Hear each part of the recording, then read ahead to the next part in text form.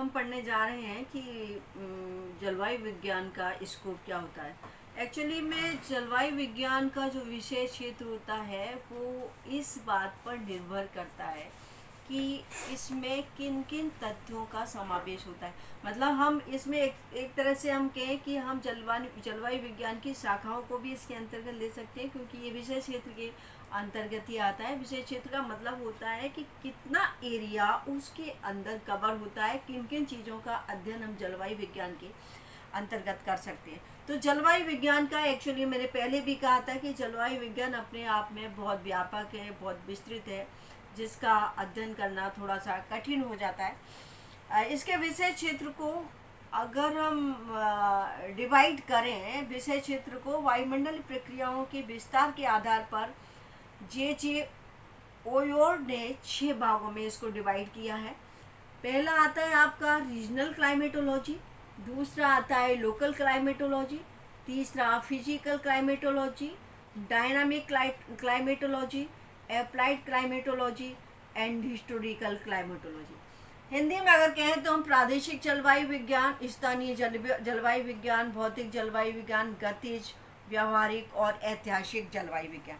तो सबसे पहले हम इसमें लेंगे कि रीजनल क्लाइमेटोलॉजी क्या होती है। रीजनल का मतलब होता है प्रादेशिक। इसके अंतर्गत विभिन्न आकार वाले क्षेत्रों की समान जलवायु दशाओं को का अध्ययन इसके अंतर्गत करते हैं।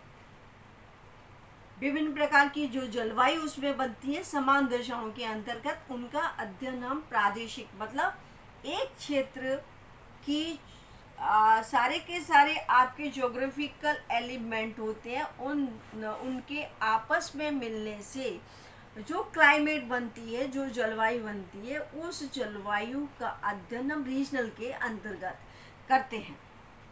फॉर एग्जाम्पल एक्चुअली में हम इसको ये भी कह सकते हैं कि इन क्षेत्रीय इकाइयों का स्थानिक मापक जो होता है, मतलब स्पेशल तौर पर स्थान के एक स्थान से दूसरे स्थान के बीच में जो विविधता पाई जाती है, उस विविधता का अध्ययन करते हैं।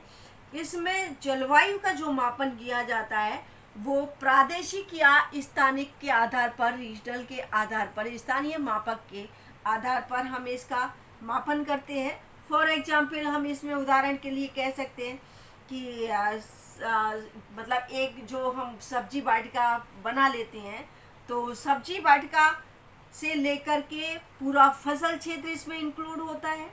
साथ ही ग्राम, नगर, वन क्षेत्र, मरु क्षेत्र, पर्वत, मैदान, देश, यहाँ तक कि पूरा महाद्वीप भी इसके अंतर्गत इंक्लूड होता है।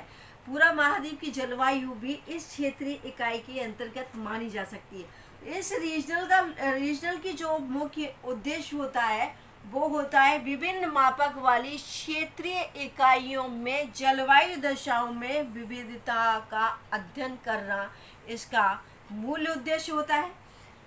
अब प्रश्न उठता है कि जिस तरह हमने जलवायु की विषय क्षेत्र को 6 पार्टों में डिवाइड किया था, ठीक इसी तरह से जो रीजनल हमारी क्लाइमेट है, जो हमारी प्रादेशिक जलवायु है, उसको भी हम 4 भागों में डिवाइड करते हैं। और इसका जो डिवाइडेशन किया है वो याशिनो ने किया है। और ये 4 जो पार्ट्स हैं वो हैं micro climate, local climate, meso climate and macro climate. तो सबसे पहले मैक्रो क्लाइमेट होता है। मैक्रो क्लाइमेट और लोकल क्लाइमेट, मेसो क्लाइमेट और जो मैक्रो क्लाइमेट है, माइक्रो क्लाइमेट है, इनमें जो अंतर होता है वो एक्चुअली में आपका वर्टिकल और क्षैतिज की जो हाइट होती है, उस हाइट के बेस पर इसको अलग अलग डिफाइन कर दिया गया, अलग अलग इसको कैटेगरी में दिखा दिया गया है। तो सबसे पहले आता है हमारा माइक्रो क्लाइमेट। माइक्रो क्लाइमेट का मतलब होता है एक सूक्ष्म इकाई, प्रादेशिक जलवायु की वो सूक्ष्म इकाई, सूक्ष्म तक इकाई को इसमें सम्मिलित किया जाता है, जिसमें एक जो आपका वर्टिकल एक्सटेंट होता है, वर्टिकल विस्तार होता है, क्षैतिज जो विस्तार होता है वो 1 मीटर से लेकर के 100 मीटर तक होता है। लेकिन जो इसका हॉरिजेंटल होता है लंबवत होता है, वो धरातली सतह से 100 मीटर की ऊंचाई तक के एरिया को इसमें इंक्लूड किया जाता है। अब अगर हम एग्जाम्पल की दृष्टि से देखें तो इसके अंतर्गत जो एरिया आएगा वो विशेष रूप से एक फसल क्षेत्र हो जाता है, एक अकेला फसल क्षेत्र हो जाता है, या फिर एक जो वृक्ष लगा हुआ है उस वृक्ष के चारों ओर का जो एरिया आता है वो एरिया आपका माइक्रो क्लाइमेट के अंतर्गत आता है। ये ग्रह के चारों ओर जो एरिया आता है वो आपका माइक्रो, उसके आसपास के जो जलवायु तत्व मिलकर के जो क्लाइमेट वहाँ पर बनाते हैं उस क्लाइमेट को हम माइक्रो क्लाइमेट के अंतर्गत रखते हैं या सूक्ष्म जलवायु के अंतर्गत रखते हैं। इसमें मौसम संबंधी आंकड़ों जैसे तापमान है, वायु दाब है, आर्द्रता है, वाष्पीकरण, वर्षा और वायु संचार को क्षेत्र विशेष में उपयुक्त उपकरणों के माध्यम से नाप कर करते हैं, और जिसे हम एप्लाइड, मैंने यहाँ पे लिखा है कि इसको एप्लाइड क्लाइमेटोलॉजी का ही एक पार्ट माना जाता है। इसको व्यवहारिक जलवायु विज्ञान का एक हिस्सा माना जाता है। नेक्स्ट आता है आपका लोकल क्लाइमेट। लोकल क्लाइमेट जो होती है वो माइक्रो क्लाइमेट से इसका एरिया थोड़ा बड़ा होता है, वर्टिकल दृष्टि से भी और हॉरिजॉन्टल की दृष्टि से भी। इसमें जो एरिया होता है लोकल का वो 100 मीटर से 1000 मीटर वर्टिकल विस्तार होता है इसका, और इसका जो हॉरिजॉन्टल विस्तार होता है वो भूतल से 1000 मीटर तक की ऊंचाई का जो एरिया आता है वो लोकल क्लाइमेट के अंतर्गत माना जाता है। इसमें इस प्रकार के एरिया में कई सारी विशेषताएं पाई जाती हैं। इसमें हम अगर सम्मिलित करें तो इसमें हम क्या कहते हैं, आपका वन क्षेत्र को इंक्लूड कर सकते हैं, फल बागान है, चाय बागान है, ग्राम नगर को इसमें इंक्लूड किया जा सकता है, इसमें सम्मिलित किया जाता है। मतलब ये पूरा का पूरा जो एरिया है वो आपका लोकल एरिया के अंतर्गत आता है। इस प्रकार के जो अध्ययन में जलवायु संबंधी दशाओं में लंबवत विविधताओं की तुलना में क्षैतिज विविधताओं पर अधिक ध्यान दिया जाता है। मैंने यहाँ पे बता हुआ है कि इसमें क्षैतिज विविधताओं को इतना हम ध्यान में नहीं रखते हैं, इतना उनको इम्पोर्टेंट नहीं दिया जाता है, बल्कि इनका जो डिस्ट्रीब्यूशन होता है वो लंबवत विविधताओं के आधार पर ही किया जाता है। नेक्स्ट आता है आपका एक चीज़ और है इसमें कि इसमें जो होता है वो स्थानिक अंतर वनस्पतियों के लंबवत संरचना, मौसम आदि में स्थानिक अंतर के कारण तापमान, आर्द्रता और दृश्यता में अंतर पाया जाता है। एक्चुअली में क्या होता है, जो लोकल क्लाइमेट होती है इसमें वेजिटेशन एरिया, नेचुरल वेजिटेशन बहुत ज़्यादा होती है, और नेचुरल वेजिटेशन के कारण जो सनरेज होती है वो हम भूतल पर बहुत कम पहुंच पाती हैं।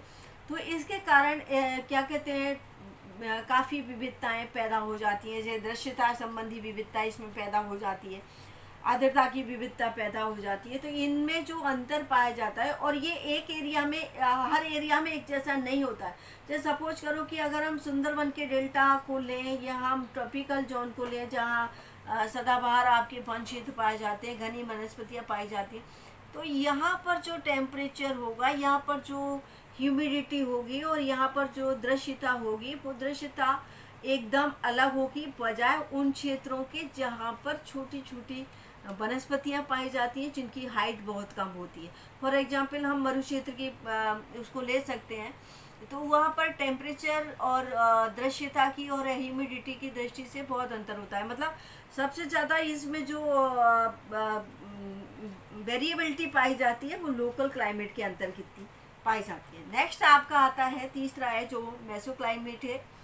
इसमें मेसो क्लाइमेट इसमें लोकल क्लाइमेट इंक्लूड होता है, और इसका जो वर्टिकल एक्सटेंट होता है वो 100 मीटर से 20 किलोमीटर तक होता है, और भूतल से अगर हॉरिजॉन्टल देखें तो भूतल से इसमें 6 किलोमीटर तक की जो ऊंचाई होती है, जो वायुमंडल तक फैला हुआ होता है, इसको हम मेसो क्लाइमेट के अंतर्गत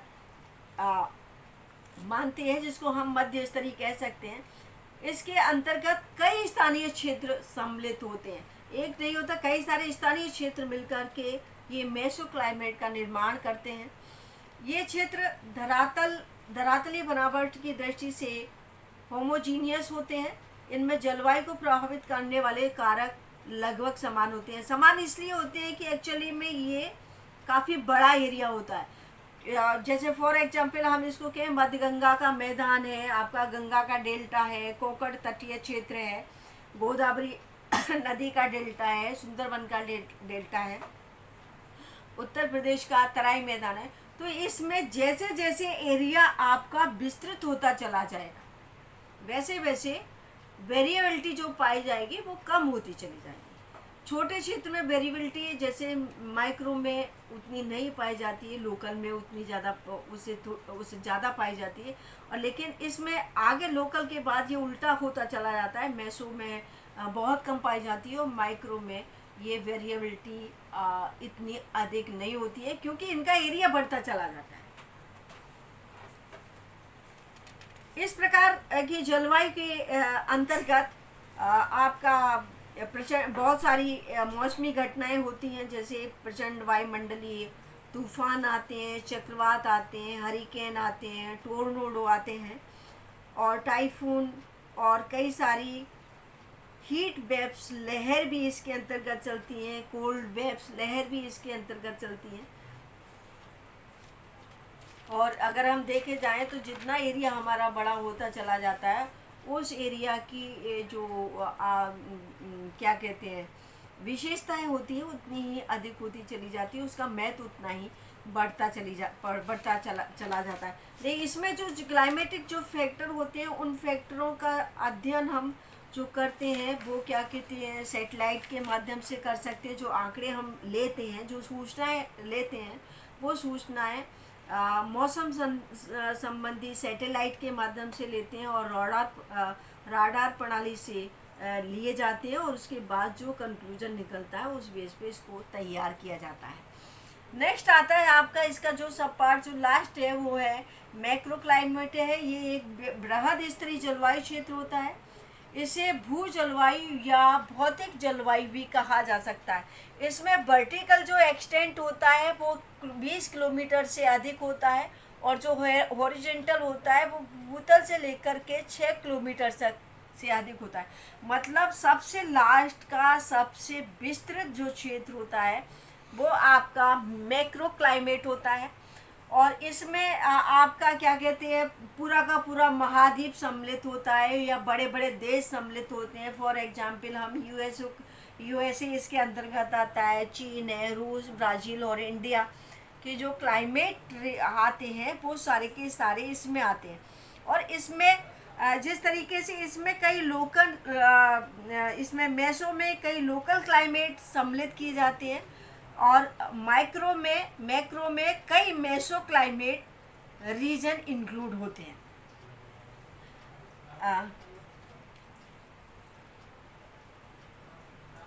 इसमें जो अध्ययन किया जाता है इसमें इसमें क्षेत्र विशेष की सामान्य जलवायु दशाओं के निर्धारण के लिए दीर्घकाल के दौरान औसत वायुमंडलीय परिसंचरण प्रतिरूप को आधार बनाया जाता है, जबकि लघु स्थानिक और कालिक मापक वाली वायुमंडलीय गतियों को छोड़ दिया जाता है। उदाहरण के लिए हम ये कह सकते हैं कि भारत के जलवायु के अध्ययन के लिए ताप लहर को जिसमें लू चलती है उस लू को हम इसमें नज़रअंदाज कर दिया जाता है। क्या कहते हैं इसको भी हम 2 पार्टों में डिवाइड करेंगे जिसको हम नेक्स्ट टर्न पे अध्ययन करेंगे। आज इतना ही सफिशिएंट है।